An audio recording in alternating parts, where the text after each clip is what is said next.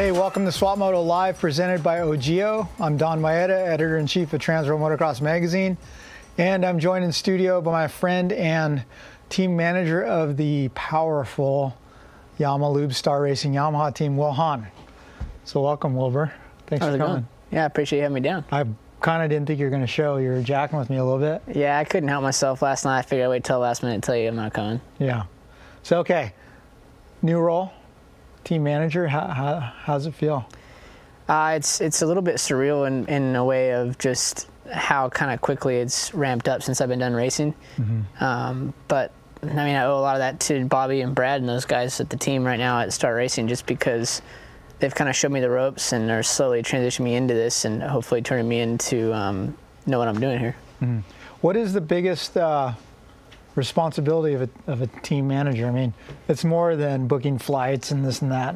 I think it's just the biggest role, I think, is more so just wearing different hats. There's not one responsibility. I think it seems like there's quite a bit, and you always have to be ready to kind of attack kind of any challenge. Like that's something that I didn't really expect. I thought it'd be kind of like, directly, okay, this is what you do every day, and this is just kind of what you keep up on. But it's kind of just a rotating device that's always different. Mm-hmm. So, 3 years ago, final year of racing at the top level. Racing career is winding down. Did you have an idea what you were going to do, or were you like didn't really know? Yeah, no, I did. And even when I went to Australia and raced the Supercross series over there, I knew when I came back I was going to be working, at Geico. Mm-hmm. And so originally that was the plan all along. And I think when I crashed at Atlanta in 16, that was it for me. Mm-hmm. And luckily Cali was understanding about that, and they supported me all the way through. And I told them, whatever they needed me to do from then out, I was all in. It wouldn't have changed my mindset or anything, but I just knew that was going to be my last year racing, at least in America. Okay.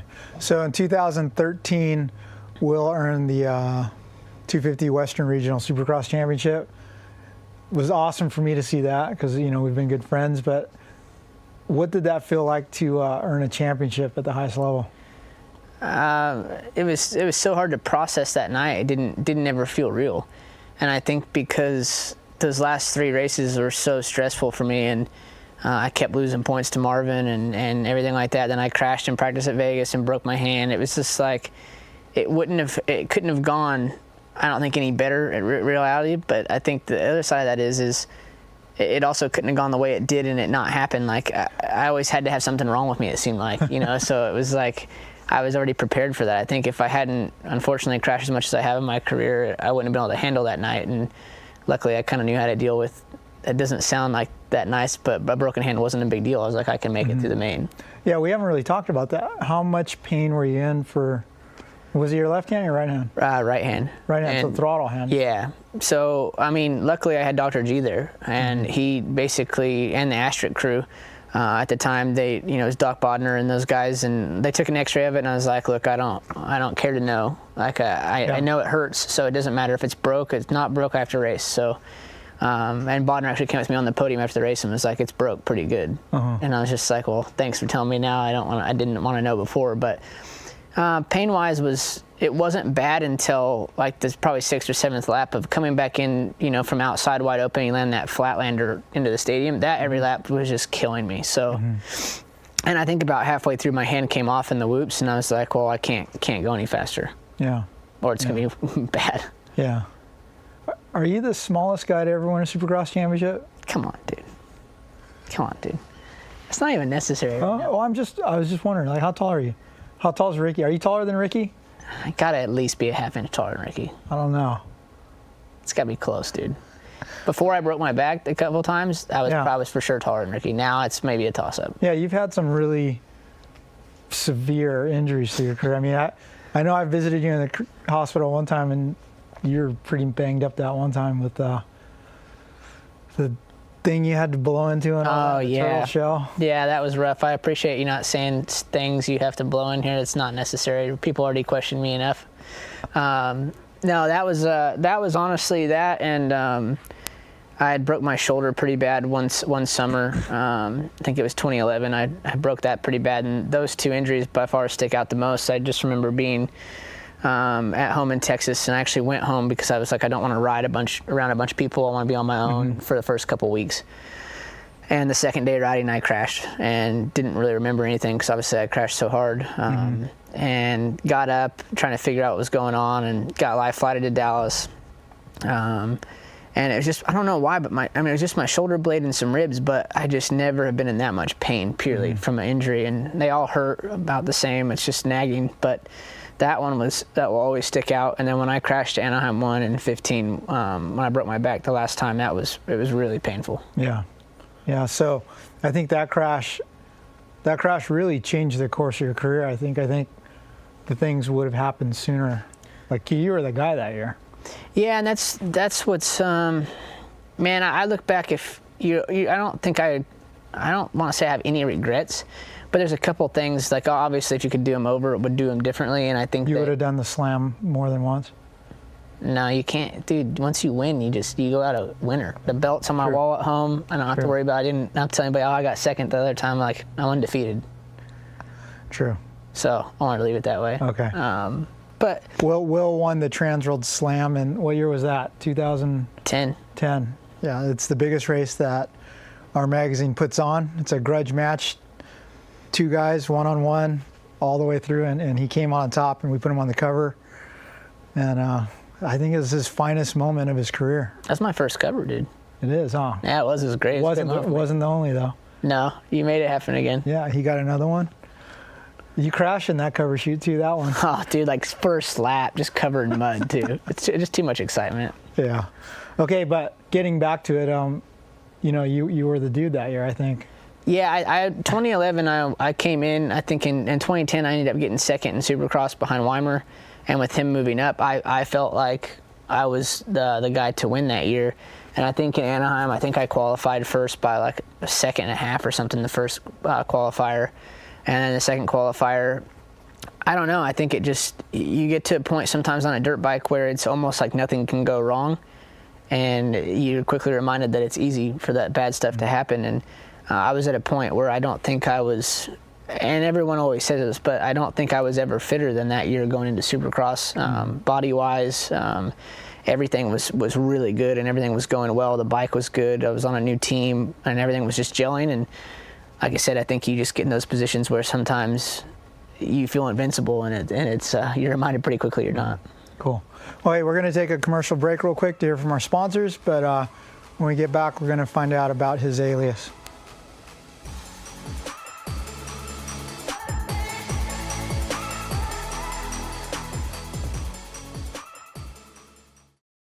Hey, I'm Brooks Whelan, and this is the Ogio Alpha Aquatech 314 golf bag. It's waterproof, which means that you can play golf underwater with this. It's not, okay, no, it's for rain. That makes more sense, because when you're like, it's waterproof, I'm like, well, who would be playing golf underwater? That adds up. Rain, yes, it's to protect it from rain, because people golf in the rain sometimes. Waterproof zippers and pockets, so whatever you put in here, they're not getting wet. Plus, check out this side. Very easy. It's got an insulated cooler pocket. That's where your sods go, or brews. You put ice in there, and then they stay cold. If the ice melts, it's got a drainage port. Water comes out, not in. This bag also has the Alpha Fully Loaded Organization, which is a 14-way top. So you can fit all 14 of your clubs in there. Look at them. 1, 2, 3, 4, 5. I'm guessing 14. The whole thing is waterproof, lightweight, ripstop fabric. Say it's raining, put your phone in one of these pockets because its zipper is waterproof, the pocket's waterproof. Nothing's getting in there. Unless you want to put water in there, then that's your fault. On the top of the bag, you got an umbrella holder right here. That's adjustable. That's your umbrella. Ain't going nowhere. I lose like 5 umbrellas a year, and I live in LA. It rains once. And this little strip of red right here, cart strap pass through right here. Because it's important to lock your bag onto your cart. So when you take off, the bag doesn't fall off, and then your dad screams at you in front of his work buddies. Plus this bag also has the redesigned straps and fit disc system. Boom, take it on the go. Not underwater, just say rain. Get ready. 3, 2, 1, enjoy the ride.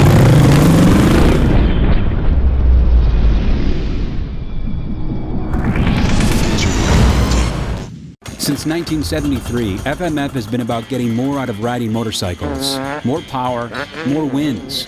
more fun.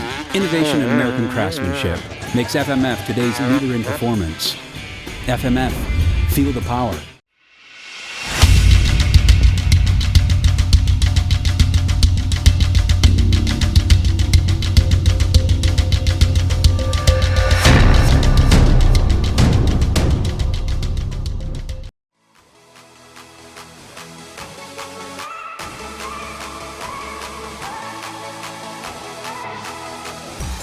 Welcome back to Swapmoto Live, presented by Ogio. I'm here with my friend Wil Hahn. Getting back a couple of years when I visited you in the hospital after the Anaheim One crash, why were you under a code name? Like I had to go and say, I'm here to see Mustard Doe. What's Mustard Doe? I have no idea. Really? I honestly, Was that a thing that maybe Tom did to keep fans from coming because it was at Anaheim? Maybe someone did that, and honestly, I'd be the wrong guy to ask. I don't really, like, those first couple of days were pretty rough for me, so, yeah. Yeah, it wasn't Mr. Doe, it was Mustard Doe, M-U-S-T-E-R, or Doe Mustard or something, but I always thought that was strange, and I've forgotten to ask you about that. Maybe Bodner or someone said, in case someone was trying to come visit me, like, that maybe they had to know me to come in or something. Yeah, that's a good question. Did you ever wear the Get Well present I got you? Yeah. You did? I'm trying to remember it now, though. I know I wore it. All camo. I went to Walmart. Oh, yeah. And I bought you a camo top, bottom, and Crocs. They're all camo. Yeah, I have every bit of it still, including the bedding. Like, I remember I did something a long time ago. Skull Candy had sent me some camo headphones, and I put that outfit on and put them on and laid them on my camo bed, and they were all pumped because you could barely see anything, but nice. Funny. Well, hey, before the show this morning, I put out a little call on Instagram to have a viewer question. So let's see what we pull up. Okay, this is a good one. Jason Jones says, "How's the Tinder game? You popped up on my sister's dating social media, and I shut it down." What's new? Honestly, I mean. Clearly, it's not going well. Well, now, okay, how old are you now? 28. 28? Like, I've told, some of the kids I work with, I'm so glad I'm old and been married for 25 years because this whole new dating game is sketchy. It's terrible, dude, because it's like, I feel like, and unfortunately, I'm in it. I'm not trying to act innocent like I don't do it, but it's terrible being the fact of you don't get to know anybody on like a personal level or like have to go up to them. It's more, you almost have to text someone in a restaurant to say hi. Yeah. It's a little bit sad, but I guess it's the way it is right now. I don't know. Yeah.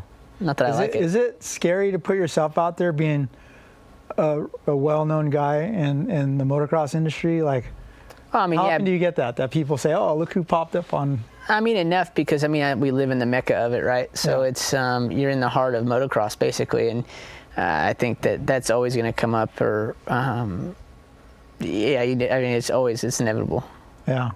What's your game on the Swipe Left app? What do you like? What photos do you put up there of yourself? It's like off my Facebook. It's just straight off my Facebook, so I don't. It's like podium pictures? No. Podium pictures? No, I don't think so. No. How about in a pickup kit? The jersey? Might be. Do you have any cover shots on your Tinder? No, I need to change it up. You kind of give me some brainstorming. Give me some tips. You could use that picture that we used for this. Yeah, I need to reevaluate my whole program right now. I feel like. You popped up on my niece's Bumble. Oh, I remember you texting me. Yeah. I remember you texting me about that. Yeah. I told her, I go, Will's a really nice guy, but he's kind of short. And they got shut down right away, huh? Yeah. See, you can't shut that down. They got to meet me first and then realize I'm short. Well, I've gone to bat with you several times with. Yes, I know, and somehow, some way, it's either I just do the inevitable of keeping them at arm's length, or I don't know. Yes or no question. Okay. Have you ever sent a dick pic? My mom's gonna watch this. Mom, turn this off. Unacceptable. Unacceptable. I mean, I think that's kind of, it's irrelevant. Plus, irrelevant. This is a PG-13 show. Don't answer that. Yeah, and plus my phone doesn't zoom in far enough. It's not really. Okay. Not gonna do me any favors. Okay, click. Changing subjects. Okay. you still do a lot of riding of the bikes for the team and stuff? Like early on, I saw you on the 2019 Yamaha YZ250F before they were even released to the public. But talk about your role as like team manager in that capacity. Like you still help with the testing and the setup, don't you? Yeah, quite a bit. And I think that we were very fortunate from Yamaha giving us the bike early. And then I think on the release date, sometime in June, I can't remember the exact date, but we were able to put it on the track straight away and start working on it. And I mean, we're really lucky that it was already in a platform that it didn't need much help. You know, I think it was more just put some time on it, make sure, you know, there's always things when you mod out a new engine and stuff like that, like make sure reliability's there and everything like that. And like right now it's paid off huge because the guys are riding Supercross and right away they're happy. It's not like, oh, you know, it's a little slower than last year or whatever. We're instantly like making progress and everyone's happy moving on to the new bike. And again, without Yamaha and all this working it with us together and then obviously giving us a great platform, it wouldn't be possible. Obviously the production YZ250F is a great platform to start with. Through your career, did you ever have some turd bikes that you had to like race? Or like, was there anything that was really bad stock and it took a lot of work to make competitive? The only time I look back that like maybe we started off a little bit slow was in 2010 with the new Honda, but everybody was in the same boat on the Honda. It wasn't like one guy had a slow bike, but I think we didn't get them till late, and that was just nature of the game. Everything was slow process with getting parts or cams or exhaust and stuff like that, but I wouldn't say it was like terrible, no. Yeah. Well, how much power is pulled out of an engine with all the stuff you guys do? I mean, it's probably apples to oranges, right? It's funny because no matter what I say on this, it's going to be, well, he's paid to say that. But yeah. I rode 250s not as long as I guess some of the guys now, but I've rode them for long enough to know a good bike, and I've never rode a 250 like it. Yeah. Either the 18 or the 19 or even the 17. You know, I think that, I don't know. I feel like a lot of people are chasing us right now, and especially in that department. And I think, like I said, there's times where I'm riding as much as I have been, and especially during the summer, I was riding quite a bit where I was like, man, I kind of want to line up on this thing. It makes you, especially outdoors, it makes me feel like I could do something outdoors. You know, I was never really that good in outdoors. Supercross, I always kind of had that feel of, you know, I really enjoy it and like it, but outdoors, I never really felt like great. And on that thing, a few days, I've been like, maybe I could. So like you want to do a one-off national? No, I don't, but it makes me think I want to at times. Then the reality sets in. I think I crashed on the summer or something this year, and I was like, yeah, no, I remember that now. I remember. Yeah. Yeah, the bike's pretty amazing, though. Like, for me, it blows me away that they have that power tuner app, and you can just change the power band however you want. I mean, that gives normal guys the resources like your team has. Right? Yeah, and I think that you also get to learn your bike, and you kind of learn, you know, maybe go aggressive, maybe go to where it's a hard pack setting where it's a little bit easier on the throttle, but you might end up liking that setting more, you know, on a loamy track just because it's easier to ride. I think you kind of experience, you know, what we do a lot to help a rider be better on certain days for yourself. And you acclimate the bike to yourself, and it's, you know, someone else might get on it and be like, man, it needs more bottom or something, but I think it's cool to experience that. And I haven't even messed with one, but I know some of the mechanics at the shop have them for our 450s and stuff. They really like it. Your phone's probably full of too many of those dating apps to load the power tuner up. My role has nothing to do with anything as far as data or anything to the bike. They do not want that. So, all right, hey, we're going to take another break, and when we come back, we're going to wrap it up with Wil Hahn.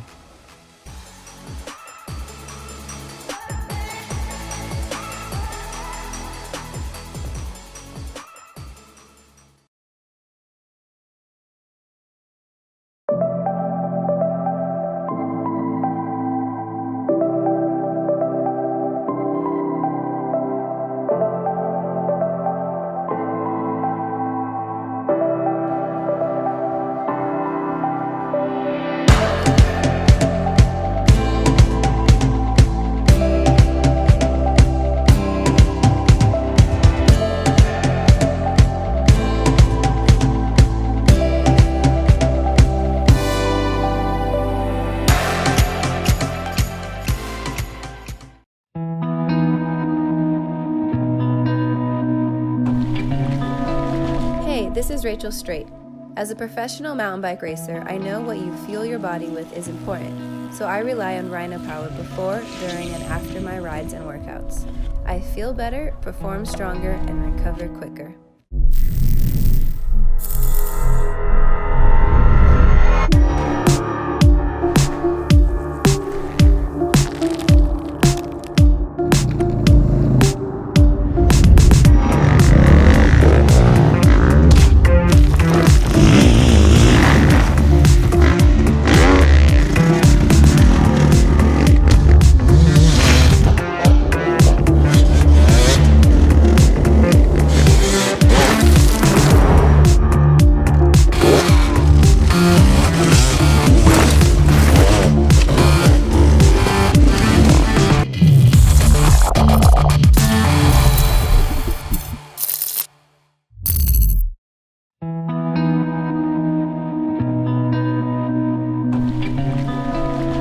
This is Rachel Strait. As a professional mountain bike racer, I know what you fuel your body with is important, so I rely on Rhino Power before, during, and after my rides and workouts. I feel better, perform stronger, and recover quicker.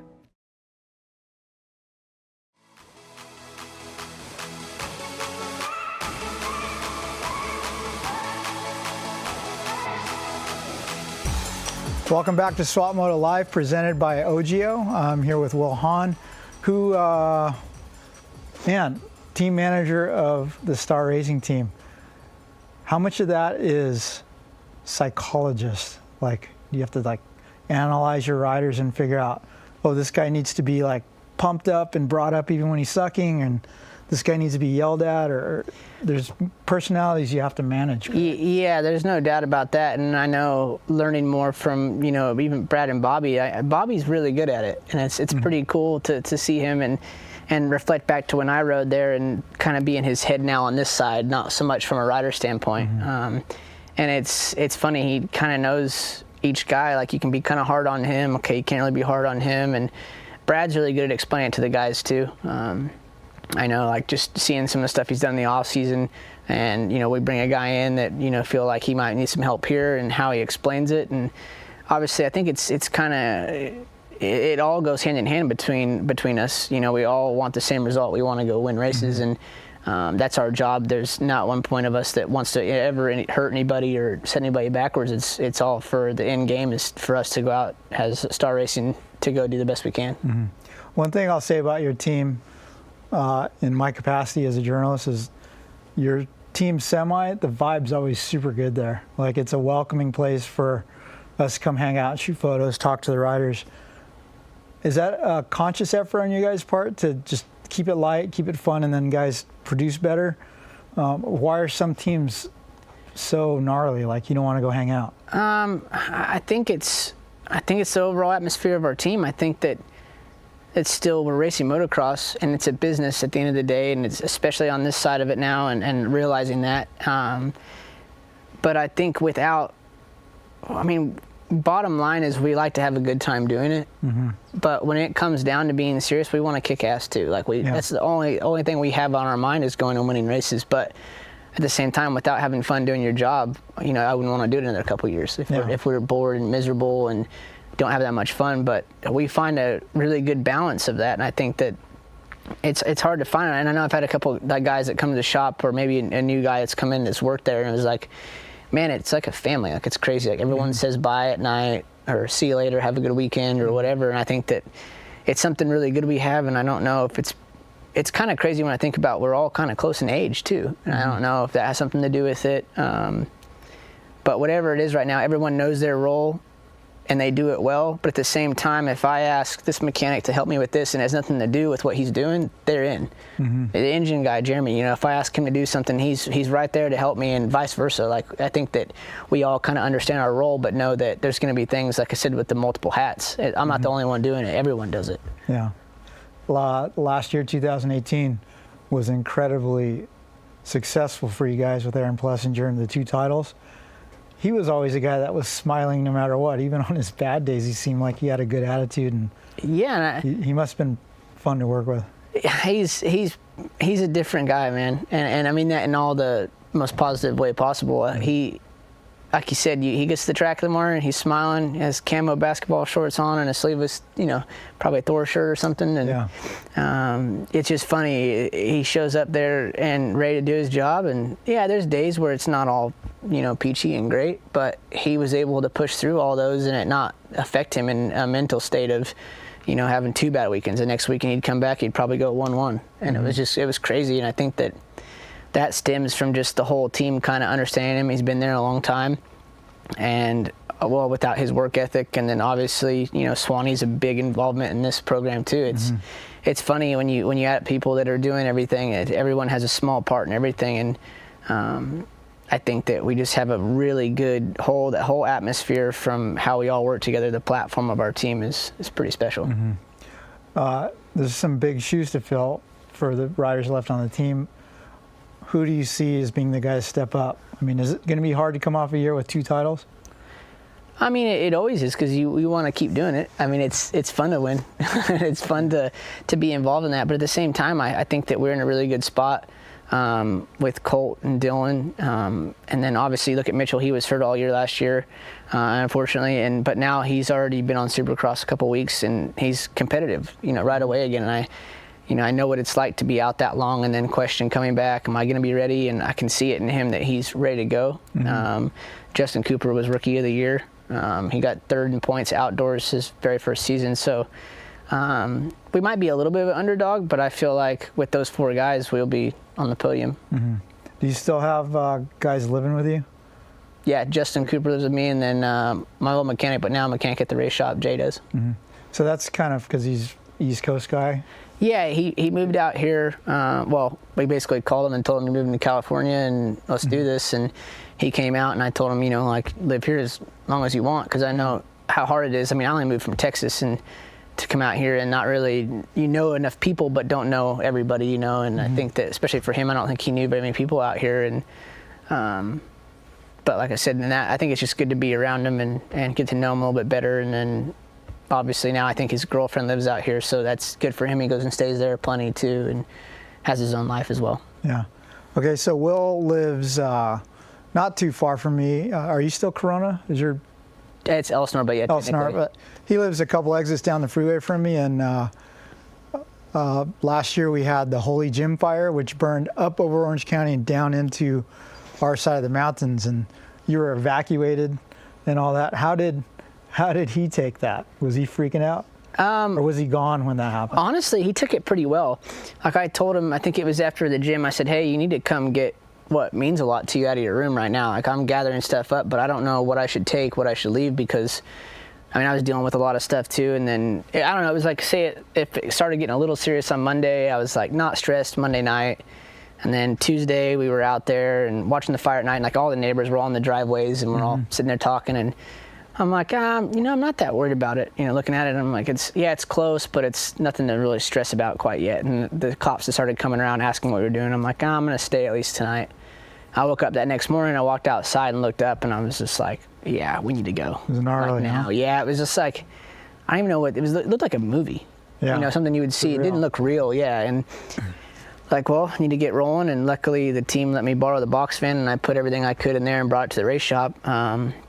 Called Justin, told him to come grab it, and we grabbed everything we could, and a bunch of the guys from the workshop come and help me. Nick Way came over and grabbed a bunch of stuff for me too. So luckily I have a good amount of friends out here that were able to help, and it was basically, I remember being at the race shop and my neighbors sent me photos, and then I flew to Unadilla. Like, I didn't have a choice, Yeah, so it was like, hopefully it's there when you get back, type of thing. Definitely. Did you, when you packed up the things dear to your heart, did you take your TransWorld Slam belt and... Yeah. You did? Yeah. How about your cover blow-ups? Yes. Yeah? Yeah. You got me right there. Yeah, no, I took those. I think my champion bike, actually I have like 3 or 4 dirt bikes, so I took all of them, my bicycles, and I went through my closet real quick and grabbed like sentimental like gear on the walls and photos. Yeah. And then I didn't even realize it till like 2 days later that when I got home, I was looking like what I actually took for clothes. I didn't take anything, dude. Really? Like I had a couple of change of pairs of clothes, and then the stuff I had to bring to the race. I had like a pit shirt and like a couple pairs of shorts and some socks and underwear. Yeah. So I was like, when I thought about it, I'm like, well, good thing it didn't burn down. I'd be I mean, not that plenty of people wouldn't have helped out, but you know what I mean? Like, Yeah. didn't really plan that. You could have gone to Gymboree and gotten new clothes. I don't even know how to deal with you. But Sue, I texted you about this too, but I'm interested. Did they put that fire retardant on your house, the pink Yeah. stuff? Well- How hard was that to get off? And did the fire department help you later? Or? Yeah, actually they did. I know, like, Jay was actually home on a weekend that I wasn't and helped a little bit with that as well. Actually, he did a majority of it. But I think it actually comes off relatively easy. Like, on the back fence was pretty much covered in red. Like, I think how they set the parameter of it, it was like the neighborhood comes around and then turns hard and goes past me and then turns back the other way, but the plane just comes straight through. And I was kind of out of it a little bit, but on top of the house, like the solar panels and everything like that, yeah, they were coated. I know the fire department stopped with a truck and helped like hose those off at least. But the funny thing is now is, like, I saw a bunch of people doing, like, you know, major cleanups with like legit cleaning crews the week or two afterwards. But when we had those Santa Anas a month ago or something, dude, my house is wrecked again. Yeah, like the 'cause all attic, black. yeah, all the ash, and it's like, I went down on my countertop and like wiped my hand like that, and you're just like, wow, dude. Yeah. So I mean, until we get a good amount of rain, you just kind of. Do you have to worry about mudslides in your backyard now? They were evacuating us again for that a couple weeks ago, Geez. and I was When like, it rained a little bit. yeah. So we were dealing with that, but nothing. It didn't end up raining. But I don't think so. I think where I'm at, it won't really matter. Yeah, right on. Well, hey, I'm glad that your house was good. Yes. Okay. I think it was scary for everyone, like all the way to Corona, pretty much. It was just like we were all like, hopefully. Yeah, I mean, I was on standby a little bit, but I mean, like 200 houses would have had to burn to get to me. Yeah. But I know you're right on the wilderness, so. Yeah, and the funny thing is too, when I got this place, I looked back there and I'm like, man, this is so beautiful. Like, this is exactly what I want. And then the fire's coming, and I was like, I was thinking about that. I'm like, because I was like, oh, no one can build back here. It's so nice. And then I thought about that. I was like, well, I guess there's a price for everything. Yeah. Well, hey, we're out of time, but ladies out there watching, Will is single. Don't bother. He's a good-looking guy. He's witty. He's charismatic. He's a little short, but he's a good guy, right? I make up for it in personality. He's got a big heart and a big personality. So, is there a Tinder username or anything? I don't know if that's. I don't know if it's a thing. Come on, don't act like you don't know. No, I don't know if it's a thing. I mean, my name's on there, Okay, but I don't know if you can I don't think you can. We'll search find someone. your profile and we'll put it on the screen. Yeah. Please don't do that. But Instagram is Please don't do that. Wil Hahn _ Wil Hahn _ Wil Hahn _. Like the little underscore is the little phallic symbol. But anyway, thanks for coming on. Thank you. If you like what you saw, subscribe to our YouTube channel, bookmark TransWorldMotocross.com, and ladies, hit him up. Thanks for watching.